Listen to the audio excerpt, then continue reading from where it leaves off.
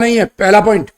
दूसरा ये कि जो मैं बोलने जा रहा हूं वो आगे होने जा रहा है, या आप ये याद रख लेना, आज नहीं तो 10 दिन के अंदर, 10 दिन नहीं तो 1 महीने के अंदर, और 1 महीने के अंदर नहीं तो जल्द से जल्द ये होने जा रहा है। क्यों? क्योंकि आपने ये सुन तो लिया होगा कि धर्मेंद्र प्रधान ने इस्तीफा दे दिया है शिक्षा मंत्री पद से, लेकिन आप खुशी मना रहे हैं, लेकिन अभी आपने इसके पीछे का सच नहीं जाना। क्यों? क्योंकि आपको असली वजह पता ही नहीं है। इस असली वजह को जानने के लिए आपको इतिहास के पन्नों में जाना पड़ेगा। 2008 में मुंबई में 26/11 आतंकी हमला हुआ था, और उस वक्त भारत में से जो गृह मंत्री थे, मतलब देश के जो होम मिनिस्टर थे, वो थे शिवराज पाटिल। और जब 26/11 आतंकी हमला हुआ तो ऐसे में विपक्ष ने, और उस वक्त विपक्ष में बीजेपी हुआ करती थी और कांग्रेस की सरकार हुआ करती थी, तो विपक्ष ने उस वक्त शिवराज पाटिल के इस्तीफे की मांग की थी, और शिवराज पाटिल के ऊपर और कांग्रेस की सरकार यानी मनमोहन सिंह साहब के ऊपर इतना दबाव पड़ा कि शिवराज पाटिल को गृह मंत्री पद से इस्तीफा देना पड़ा, और उन्होंने इस्तीफा दिया। लेकिन पता है उसके कुछ दिन बाद क्या हुआ? उसके कुछ दिन बाद वही शिवराज पाटिल को पंजाब का राज्यपाल बनाया गया और चंडीगढ़ का प्रशासक बनाया गया, क्योंकि भारत में नियम है कि जो पंजाब का राज्यपाल होता है वही चंडीगढ़ का प्रशासक होता है। यानी कि शिवराज पाटिल को गृह मंत्री पद से तो हटा दिया गया, लेकिन गृह मंत्री के स्थान पर उनको पंजाब राज्य का राज्यपाल बनाया गया और चंडीगढ़ का प्रशासक बनाया गया। आप सोच रहे होंगे मतलब मैं कहना क्या चाहता हूं? मेरा कहने का तात्पर्य सिर्फ इतना है, जो होने जा रहा है वो मैं बताने जा रहा हूं। वो ये कि भारत में 90% चांस इस बात के हैं कि शिक्षा मंत्री जो थे अभी तक, अब तो एक्स एजुकेशन मिनिस्टर हो गए धर्मेंद्र प्रधान, उन्होंने इस्तीफा तो दे दिया है, लेकिन वर्तमान में सरकार का उड़ीसा में जो बहुत बड़ा वोट बैंक है वो धर्मेंद्र प्रधान की वजह से भी है। क्यों? क्योंकि धर्मेंद्र प्रधान उड़ीसा की राजनीति में एक बहुत बड़ी पकड़ रखते हैं। निश्चित रूप से ऐसे में सरकार धर्मेंद्र प्रधान को खोना नहीं चाहेगी, और ऐसे में शिक्षा मंत्री पद से तो हटा दिया गया। क्यों? क्योंकि जिस वक्त जैन जी की ताकत है, जिसे युवाओं की ताकत बोला गया है, उनकी वजह से शिक्षा मंत्री पद से तो हटा दिया गया, लेकिन धर्मेंद्र प्रधान राजनीति में बहुत बड़ी पकड़ रखते हैं, विशेषकर उड़ीसा की राजनीति में। तो क्या सरकार चाहेगी कि धर्मेंद्र प्रधान को खो दे? नहीं। इसलिए आने वाले समय में संभावना व्यक्त की जा रही है, मैं कह रहा हूं संभावना व्यक्त की जा रही है कि धर्मेंद्र प्रधान को शिक्षा मंत्री के पद से तो हटा दिया गया, लेकिन अन्य कोई बेहतर पद दे दिया जाए। हो सकता है किसी राज्य का राज्यपाल बना दिया जाए, हो सकता है कोई अन्य पद दे दिया जाए, तो जिसे आप अपनी जीत समझ रहे हैं कि धर्मेंद्र प्रधान के इस्तीफे से अब पेपर लीक नहीं होगा या पेपर लीक जैसे मुद्दे अब आगे नहीं आएंगे, तो आपको बता दूं केवल धर्मेंद्र प्रधान ने ही पेपर लीक कराया ये नहीं कहा जा सकता। केवल धर्मेंद्र प्रधान के इस्तीफे को टारगेट किया गया, ये बात बहुत जेन्युइन है, नो डाउट। लेकिन क्या इस बात की संभावना अब नहीं होगी कि धर्मेंद्र प्रधान ने इस्तीफा दे दिया तो अब कभी पेपर लीक नहीं होगा? क्या आप इस बात की श्योरिटी लेते हैं? नहीं, नहीं ले पाएंगे आप। क्यों? क्योंकि एक मंत्री के इस्तीफे से निश्चित रूप से पेपर लीक पर असर तो पड़ेगा, लेकिन पेपर लीक जैसे मुद्दे हमेशा के लिए खत्म हो जाएंगे ये नहीं कहा जा सकता। हमें पूरे के पूरे शिक्षा के तंत्र को, एजुकेशन के सिस्टम को नीचे से लेके ऊपर तक इतना क्लीन करना पड़ेगा कि उसमें पेपर लीक तो छोड़ो, उसकी सारी समस्याएं जड़ से खत्म हो जाएं। क्यों? क्योंकि केवल एक मंत्री को हटाने से सिस्टम सही नहीं होता, हमें नीचे से लेके ऊपर तक पूरा का पूरा एनवायरनमेंट इतना क्लीन करना होगा कि एजुकेशन के बारे में पूरे वर्ल्ड लेवल पर यह बात कही जाए कि इंडिया एजुकेशन के मामले में टॉप पर आता है। इंडिया के सरकारी स्कूलों में टॉप पर बेहतरीन क्वालिटी वाली एजुकेशन मिलती है। लेकिन आज क्या है, सरकार के जितने भी सरकारी स्कूल हैं, चाहे वो प्राइमरी के हों चाहे वो XYZ कोई भी हो, सरकारी स्कूलों में शिक्षा व्यवस्था इतनी लचर है कि छात्रों को जब सरकारी स्कूलों में शिक्षा नहीं मिलती तो प्राइवेट स्कूल मनमानी करते हैं और ज्यादा फीस लेते हैं, और हर गरीब माँ बाप अपने बच्चे को प्राइवेट स्कूल में नहीं पढ़ा सकता।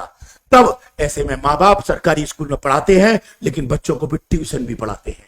तो आप सोचो, अगर ट्यूशन पढ़ा रहे हैं या प्राइवेट स्कूल भारत में चल रहे हैं तो कहीं ना कहीं ये इस बात में साफ साफ संकेत देता है कि भारत की सरकारी स्कूलों में व्यवस्था बहुत बेकार है। तो हमें अगर पूरे एजुकेशन सिस्टम को सुधारना होगा तो सबसे पहले सरकारी स्कूलों में बेहतर गुणवत्ता वाली शिक्षा देनी होगी, मतलब क्वालिटेटिव एजुकेशन देनी होगी, और जिसमें प्राइमरी से लेकर सेकेंडरी और सेकेंडरी से लेकर हायर एजुकेशन इतनी जबरदस्त करनी पड़ेगी कि प्राइवेट स्कूलों, चाहे कोई भी स्कूल ले लो, मैं नाम नहीं लेना चाहूंगा किसी का, प्राइवेट स्कूलों के बच्चे अपना अपना नाम कटवाकर सरकारी स्कूलों में एडमिशन लेना चाहें। सबसे बड़ी बात। दूसरी साथ, हमें ऐसा एजुकेशन सिस्टम बनाना पड़ेगा कि कोचिंग की जरूरत ही ना पड़े, बच्चे को कोचिंग की जरूरत ही ना पड़े। आप तो कह रहे होगे अब कि सर इससे तो आपके पैरों पर कुल्हाड़ी पड़ेगी, क्योंकि मैं तो खुद कोचिंग चलाता हूं। निश्चित रूप से मैं कोचिंग चलाता हूं, ये बात सही है, लेकिन भारत का जब एजुकेशन सिस्टम अच्छा हो जाएगा तो भारत में कोचिंग की जरूरत नहीं पड़ेगी। हम लोग कोचिंग वाले अपना दूसरा काम दाम देख लेंगे। कम से कम भारत देश तो सुधरेगा, भारत का एजुकेशन सिस्टम तो सुधरेगा, भारत डेवलप तो करेगा। लेकिन आज क्या होता है, आज 150 करोड़ की आबादी होने के बावजूद भी भारत को नोबेल प्राइज नहीं मिलता है। मिलते हैं तो 10 सालों में एक बार मिलता है, और अमेरिका को देखो हर साल 2-4 मिल जाते हैं, जबकि अमेरिका की आबादी हमारी आबादी से करीब करीब 1/3 के आसपास है।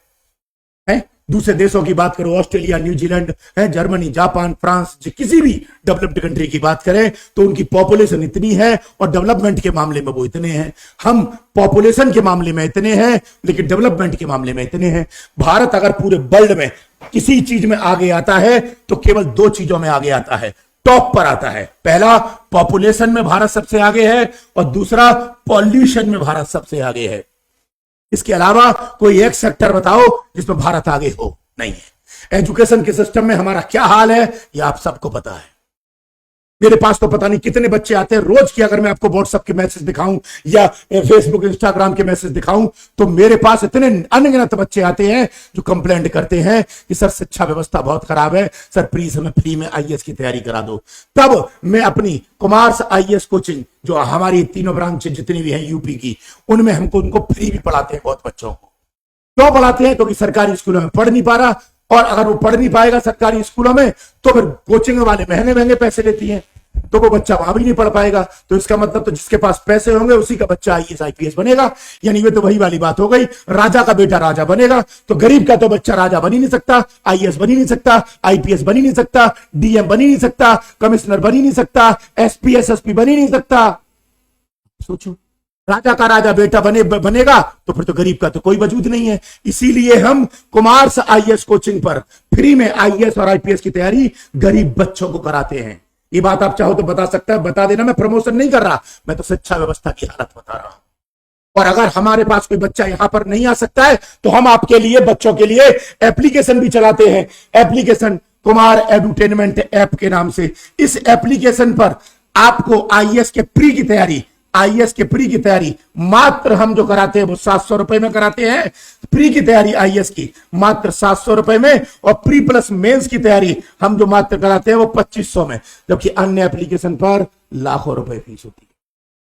और फ्री कराते हैं कुमार आईएएस की आगरा, मथुरा, झांसी ब्रांच में। अब आप सोचिए, जब हम फ्री करा रहे होंगे तो टीचर को पैसा अपनी जेब से देंगे, बच्चे के लिए इंतजाम करेंगे। आज की दुनिया में फ्री में कोई पेन नहीं देता। किसी दुकान वाले से जाके बोलना ये पेन मुझे फ्री में दे दे, कान पर रैप्टा देगा घुमा के, पहले रैप्टा देगा। सबसे बड़ी बात है अपने मुंह से ये बात निकाल देना, और वो भी ऑनलाइन प्लेटफॉर्म में बोल रहा हूं मैं। यूट्यूब पे ये वीडियो पता नहीं कि लोग कितनी जगह भेज के वायरल कर देंगे, वहां पर बोल रहा हूं कि इसमें फ्री पढ़ाता हूं।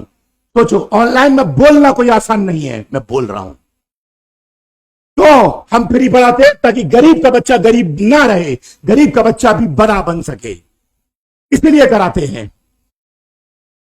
एसएससी, बैंक, पीओ, लेखपाल, पटवारी, पुलिस, इनकी तैयारी हर जगह पर चले जाओ, 10-10, 20-20 हजार लेते हैं। हम इस एप्लीकेशन पर इसकी तैयारी मात्र 100-200 रुपए में कराते हैं। और बताइए, इसलिए मैं चाहूंगा सरकार से कि केवल धर्मेंद्र प्रधान के इस्तीफे को कुछ ना समझे। इस्तीफा हुआ है ये अलग फैक्टर है, हमें पूरी शिक्षा व्यवस्था बेहतर करनी पड़ेगी और इसके लिए हमें प्राइमरी से लेकर सेकेंडरी और सेकेंडरी से लेकर हायर एजुकेशन तक क्वालिटेटिव एजुकेशन यानी गुणवत्ता युक्त शिक्षा प्रदान करनी पड़ेगी।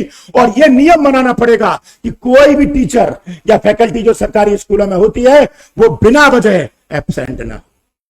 हमें इसमें जापान से सीखना पड़ेगा। जापान के सरकारी स्कूलों के टीचर टाइम पर आते हैं और अगर कोई गलती से भी 5 मिनट पहले लेट आया या 5 मिनट पहले चला गया तो सार्वजनिक रूप से नेशनल चैनल पर माफी मांगनी पड़ती है उनको। और भारत में सरकारी स्कूलों में टीचर आए नहीं आए मॉनिटरिंग करने वाला कोई है ही नहीं। डीएमएसपी अपने ऑफिस में बैठे रहते हैं, मैक्सिमम ज्यादातर चेक करने जाते ही नहीं है कि सरकारी स्कूलों में हालात कैसे हैं। पानी के लिए टोटी में पानी नहीं आ रहा, काई वाला पानी आ रहा है। अब बताओ बच्चे पढ़ेंगे, मिड डे मील में खाना देते हो टाइम पे और अच्छा क्वालिटेटिव खाना नहीं मिलता तो बच्चा आपको 11-12 बजे खाने या 10 बजे खाने के लिए इंतजार में बैठा रहे। यह हमारे सरकारी स्कूलों की शिक्षा व्यवस्था का हाल है। इसलिए मैं फिर कहूंगा आपसे कि केवल धर्मेंद्र प्रधान के इस्तीफे को आप पॉजिटिव ना लें। आपको अगर इससे कुछ बेहतर करना है तो सरकार को चाहिए, चाहे वो सरकार बीजेपी की हो चाहे वो सरकार कांग्रेस की हो, इससे कोई फर्क नहीं पड़ता। किसी की भी सरकार हो, सरकार सिर्फ जनता की होती है, याद रखना। सरकार सिर्फ कानून की होती है, नियम की होती है। सरकार जो भी हो वो शिक्षा स्वास्थ्य है, ये 2 मुद्दे आम व्यक्ति के लिए सर्वोपरि होते हैं। इन मुद्दों पर सरकार बेहतर काम करे तो निश्चित रूप से सब कुछ अच्छा हो सकता है। तो मैं एक बात बता दूंगा आपको, भारत को आजाद हुए 70 से 80 साल हो गए और 70 से 80 सालों के बाद भी आज भारत में शिक्षा, स्वास्थ्य, सड़कें तथा अन्य चीजें बेकार हैं। पता है क्यों?